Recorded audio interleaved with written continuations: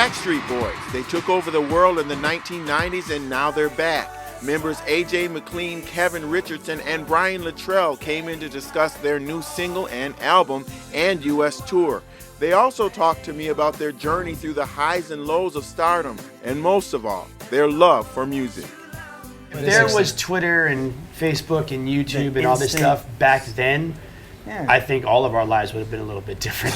God, we're back again. Everybody, rock your body. Everybody, rock your body right.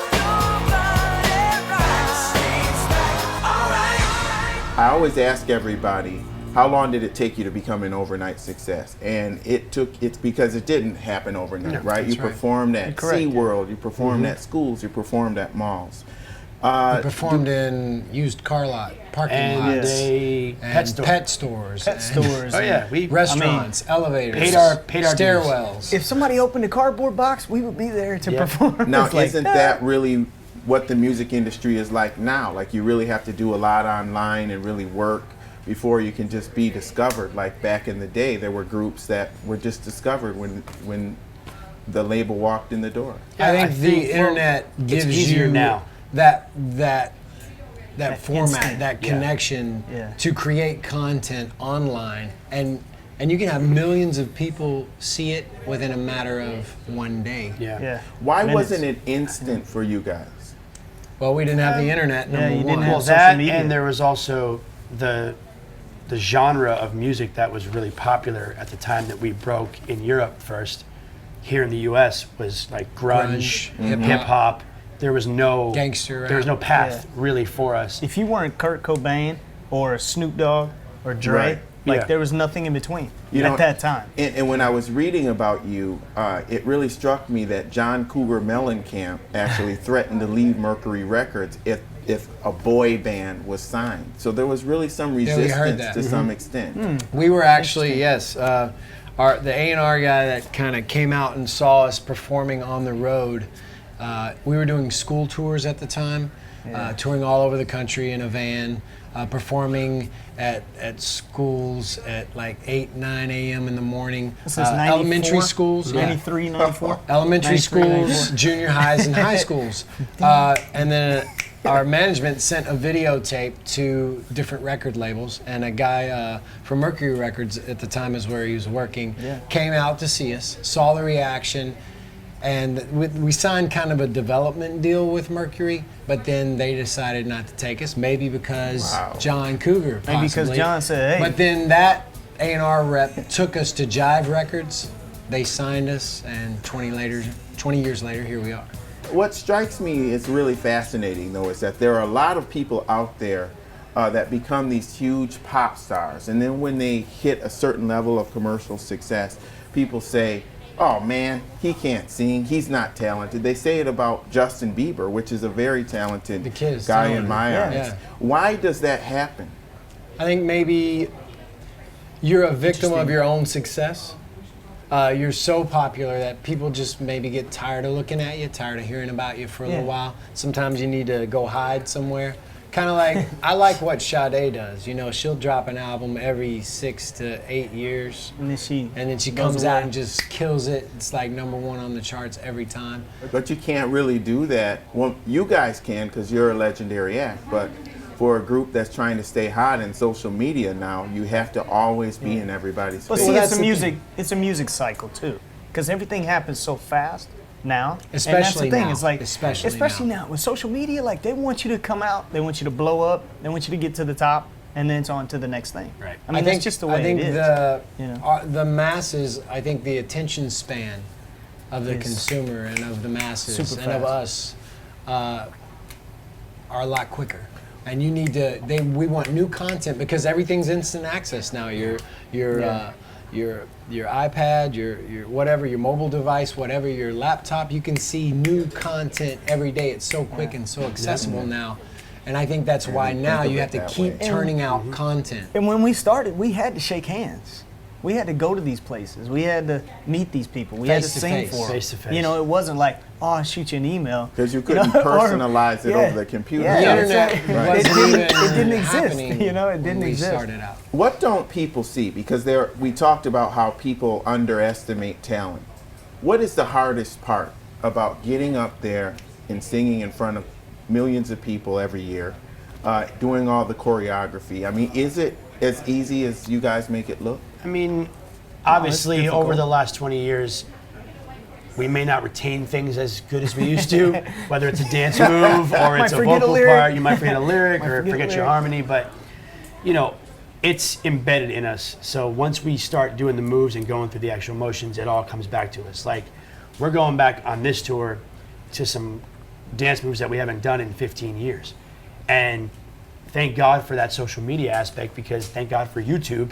Right. We can watch videos of all of our old stuff and go, oh, that's what it was. But I Otherwise, we'll caught fight an about it. episode of The Voice where Usher was mentoring his proteges, and he was like, he took them to a workout facility, and they were doing exercises, push-ups, sit-ups, and everything, and singing at the same singing. time. Yeah. And he's like, this is what you have to Wow. do if you want to dance. Is that and what you That's what we sing do. Did you on guys do stage that? at a high We've level. done stuff like That's that. Get yeah. on the treadmill and run and sing. Okay. Yeah. But it's do you- not easy. No. Yeah. It's not easy, But but there's you, always people that love to not like you. I mean, that's just the way our world is, you know? and I guess that's the penalty of success in many ways. But you were some really pioneers in this area.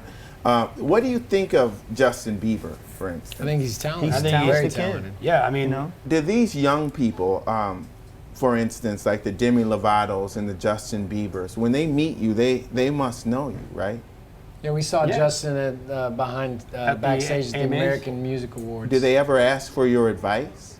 Well, he was on his way on he stage. was Yeah. ready to go on So stage. he was literally getting ready to perform, and we had just presented, and we were like, "Hey," he's like, "Hey, man." What hey, advice guys, would what's you give them, knowing what you know now about because you guys have had some highs and lows? yeah, And I mean, first and foremost, make sure that you're having fun and that you're really and truly enjoying what you're doing, because that's the most important thing. If you're not having fun, you should just get out now. Take the time Take to your time, enjoy it, stop Yeah, and but- take pictures, but pace sign yourself. autographs, take Pace pictures. with yourself. fans. You know, But it's I mean- not a sprint. It's a marathon. Yeah, You know, I mean, if you it want really a long is. career, it's a marathon, and you have to pace yourself. Yeah, and just, stay in your own lane and just surround yourself with good, positive people that support you and don't just yes you to death. Yeah. Because then you're not going to learn anything about respect or anything about the industry, because, people are going Everybody's to. like, oh yeah, you Oh, can have sure, it. whatever you want. Yeah. Go ahead. No, Right. you Life is not like that. got to pay your dues. you know, I have Everybody's to got to learn their lessons. Yeah. I have to ask, because you guys really have really endured a lot. Louis Pearlman, the guy who started your group, he's in prison now. He pleaded guilty to conspiracy and money laundering, among other things. He related to a Ponzi scheme that left $300 million in debt. Part of his sentence required restitution. Does he get a portion of your songwriting royalties? Because if he does, he's definitely making some payments, right? No, he doesn't. No, he does not. Okay. Nothing. No, he doesn't. So when that whole thing went down with your group, you would think that every member would have had their own lawyer, their own accountant, and everyone would be sitting down at the table every quarter slicing up the pie. Why didn't that happen? Were you young, or what was it? Well, We weren't that ahead. young. I- We weren't that old either. Well, I initially filed what's called an open lawsuit, an open-ended lawsuit, because I couldn't do it by myself. I knew things were wrong. I was disappointed. Knowing the work and the effort that we were putting in Yeah. to the show after show after show, and this guy is sitting in his office and he's getting checks, I was like, something's wrong. So I went to the guys. It caused some controversy. It was a kind of a love-hate type thing. Like, what are you doing? You're gonna break up the band. We can't do this right now. We're on top of the world, and we teamed up. So yeah, we all knew things weren't right. I mean, obviously, our bank accounts are nothing, and our managers and especially him, his bank account's growing. But Could you tell at the time that you weren't getting what you deserved? absolutely. Oh, yeah. But the problem that I mean, we we were faced living- were, okay, are we going to stop the momentum? Because we were just starting to break in the United States. Are we going to stop the momentum? Our dreams are coming true. To possibly be held up in a law court, because he was threatening filing a cease and desist because he had ownership of the name, The and equipment we were using. our touring equipment. he shut it locking down, all locked that the up. He doors. shut our tour down for a little while when we Oh, wow. announced the You know? lawsuit. Okay. So So- we were struggling with: do we stop the momentum to battle in court? And so we ended up working it all out. We settled out of court and got everything that we needed to move on. Justin Timberlake, this guy, he really broke out as a solo artist. Do you ever sit back and think, any one of us could have done that, or is it that he was just a special guy that he was able to go so far as a solo artist? I feel like I think think he's special. I think that was his honest to God destiny. I really do. I think being part of a group was a great stepping stone for him, but I think somewhere in the cards he was destined to be on his own and to have as much success that he has, because he honestly deserves it. He's an amazing artist. I think with us, if any of us would have had equal or comparable success just like him, I still think we'd still be doing this as well.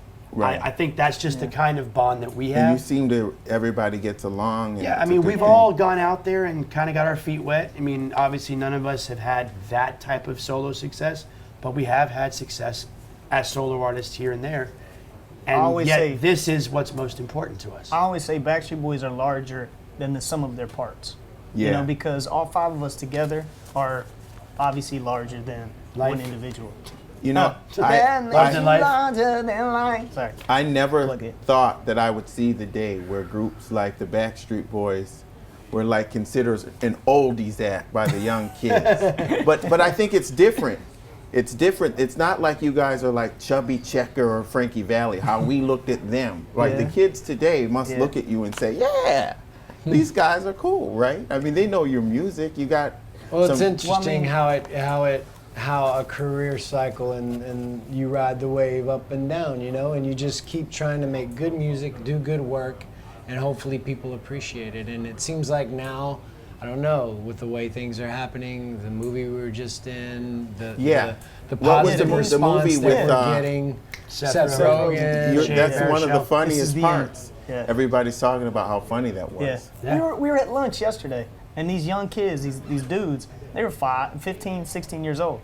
And they were like, yo, you guys are the Backstreet Boys, aren't you? And I was like, yeah, but how do you know we're the Backstreet Boys? And he's like, I got an older sister, man. She loves you. And I was like, but, we've been doing music for 20 years, and you're talking about kids that still come to our shows, which is, that's an amazing blessing, because Backstreet Boys music does somewhat transcend Yeah. generations. And I think that's a good quality to have. The production quality of your music and the sound is not all that. Music hasn't evolved much from where you guys were It's at that back time. to where it started from. Good, solid songs, and the sound. I was listening to your Best Of album today. I was like, man, you had a lot of hits. Yeah. Thanks. Well, when we were, I guess if you want to say at the top of our game, when we were our most visible, when we were selling records like hotcakes, a lot of our music most of our songs were being played on adult contemporary radio stations at the same time as pop. So Top 40. Whenever people would interview us and say, well, how does it feel to be a teeny bopper act? Are you worried about longevity? And we would always say, look, our goal is to have a long career. And the fact that we're getting played on adult contemporary stations right now, as well as pop stations, is a good sign of that. So, and that's a tribute to the type of writers and producers that we worked with, and the type of heart and soul we put into our vocals and our songwriting. So. He ain't lying. No, he's He not. ain't lying. You're still in the game. I want to thank the Thank you, sir. Backstreet Boys. Thank you, Appreciate man. it, man. Thank you so Appreciate much it. for coming out. Can we do a plug? Yeah, go ahead. Album comes Yeah. out July the 30th. Yep. It's And called the In a single's World out Like right This. now on Yep. iTunes. Check Download it out. We're very proud of it. And the U.S. Amphitheater Tour. yeah, Yeah. we're Their touring tour. the U.S. Tour launches August 2nd. Starts in Chicago. Yep. Come U.S. see your and boys. Canada. Come see your boys. Yep. Check out the Backstreet Boys, still in the game, hitting the nation hard. Probably going to go over to Europe too, right? Oh, absolutely. Oh, yeah. The whole world. Everywhere. All right. Everywhere. With the Backstreet Boys, I'm Lee Hawkins. We'll see you next time.